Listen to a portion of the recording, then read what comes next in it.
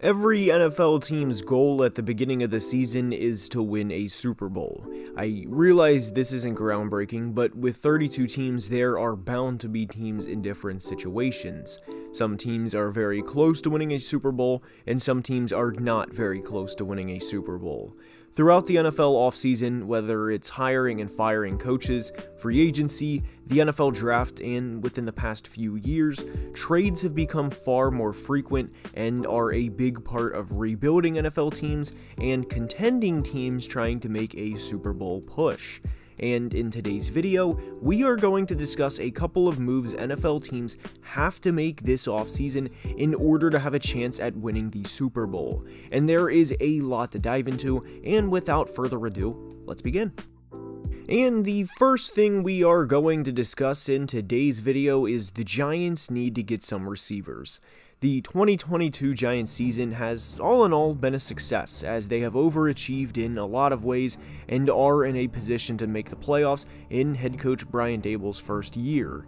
Yes, they've had their ups and downs, like back-to-back comeback wins over the Packers and Ravens, and like losing to the Eagles by over 20 points at home. But this team has made the playoffs once in the past 10 years, and the roster at the moment is not all that talented, which is a huge credit to not only Brian Daboll, but also defensive coordinator Wink Martindale for maximizing what they get out of their team each and every week. The Giants' top three receivers heading into Week 17 are Darius Slayton, Richie James, and Isaiah Hodgins. Those are the leading Giants receivers, and whether the quarterback is Daniel Jones, who takes quite a bit of criticism, or whether it's one of the premier quarterbacks in the NFL, these receivers are not going to put fear in opposing defenses and keep corners up at night wondering, man, how are we going to guard Richie James the night before game day? And we always hear about culture in an NFL locker room and how important it is, which it is, and after years of losing, the Giants have finally turned it around. But as simple as this sounds, are Daniel Jones, Darius Slayton, and Isaiah Hodgins going to go toe-to-toe with Jalen Hurts, A.J. Brown, and Devontae Smith in a playoff game at Lincoln Financial Field with everything on the line? No, and the biggest thing they have to do this offseason is improve the receiving core. This isn't exclusive to the receiver position, as their tight end room isn't the best by any means either. Their leading tight end is rookie Daniel Bellinger with 227 receiving yards on the year, and I like Daniel and think he will be in the league for quite a while, but having a fourth-round rookie tight end step in and play meaningful snaps says a lot about where the overall roster is. The Giants have to get other playmakers, and everyone likes to look back at draft day scenarios in terms of what could have been, but if the Giants didn't leak to pretty much the whole world they wanted Devontae Smith entering the 2021 NFL Draft, they would have had him fall into their laps at pick 11, and this team would be in a better situation in this regard. They traded out of pick 11 and got an extra first-round pick, which was eventually used on Evan Neal in 2022, and Evan in his rookie season has, well, he's played like a rookie, making the transition to the NFL level.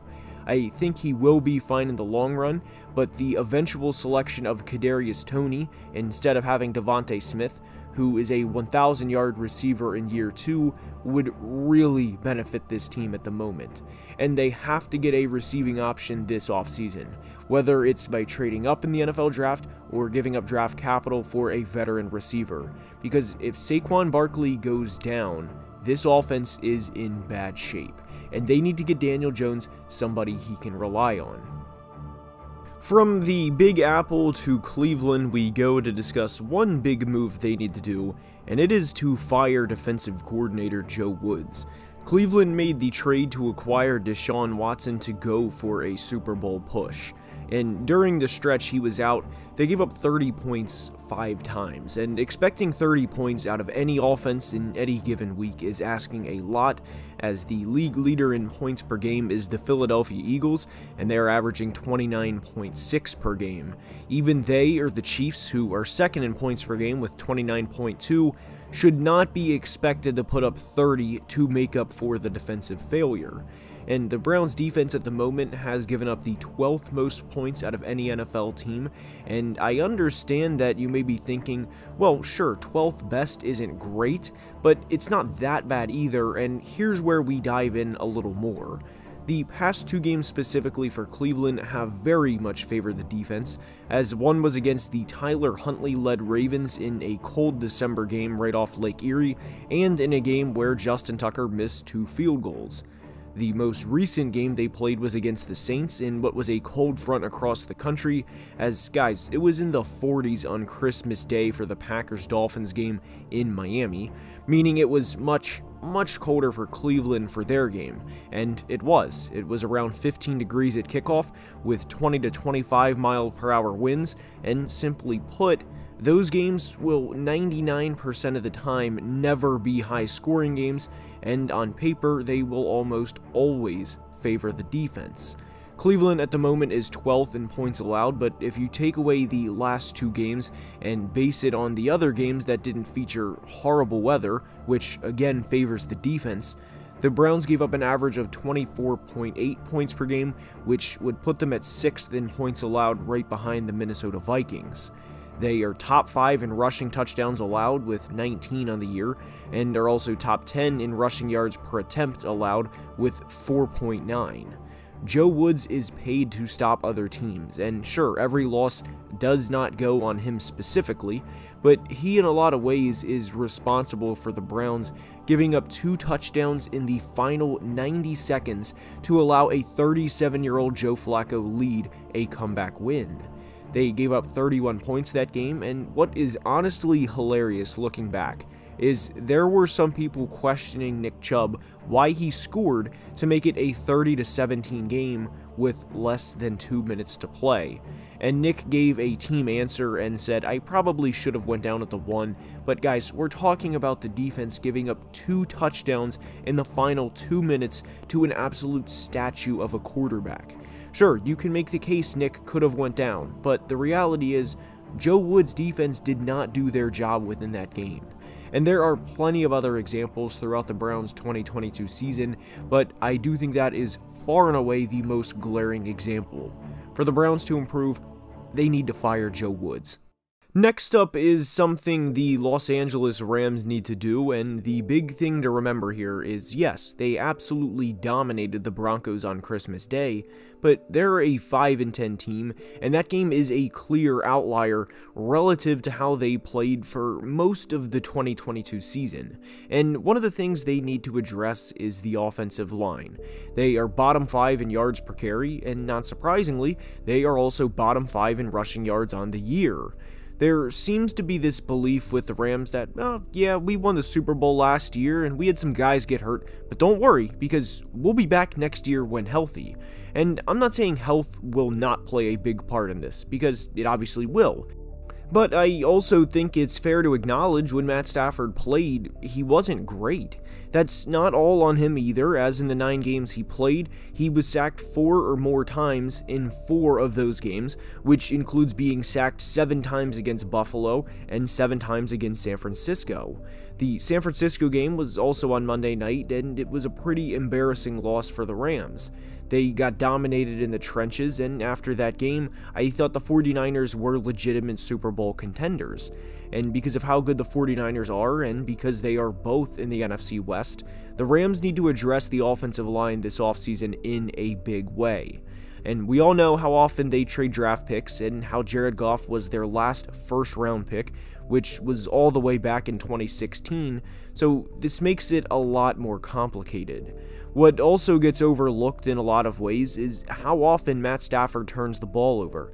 This isn't anything new either.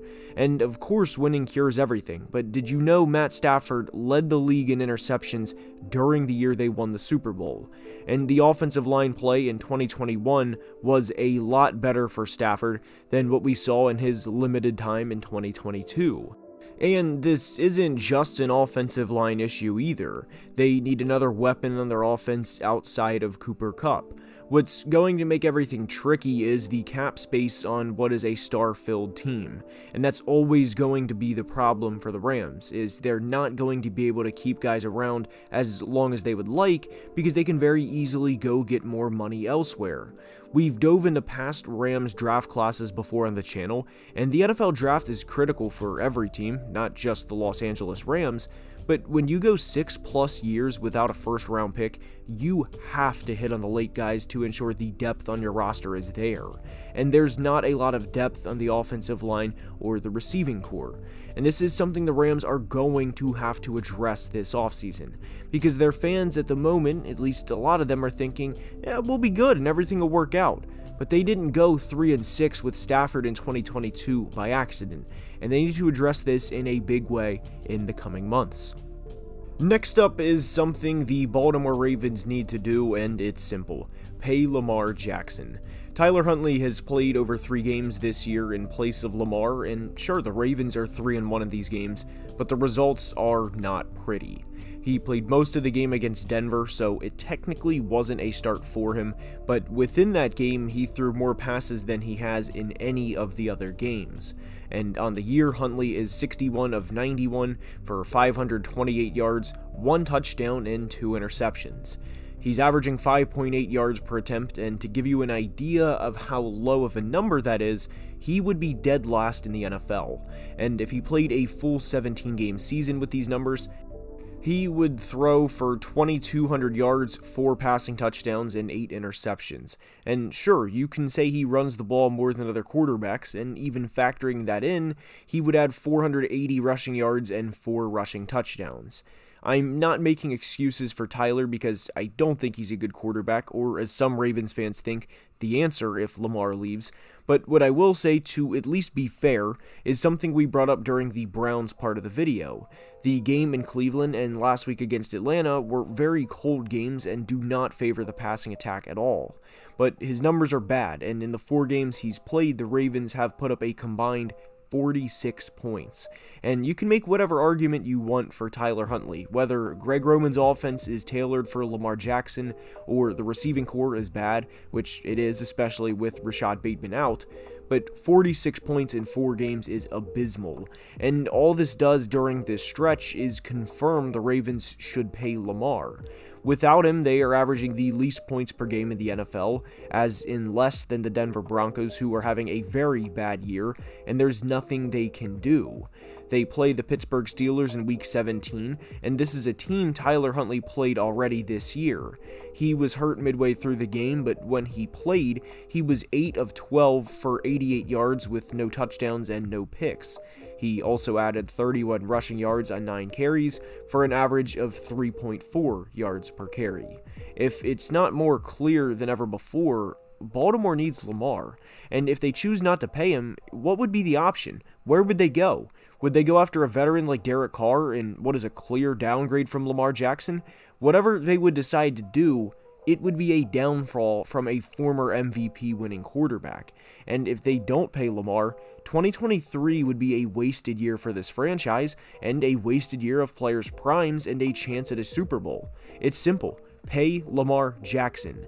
And that's all I have for today's video. I hope you enjoyed. If you did, please like the video and subscribe to the channel, as it would mean the world. And until next time, as always, please be safe and have a great day.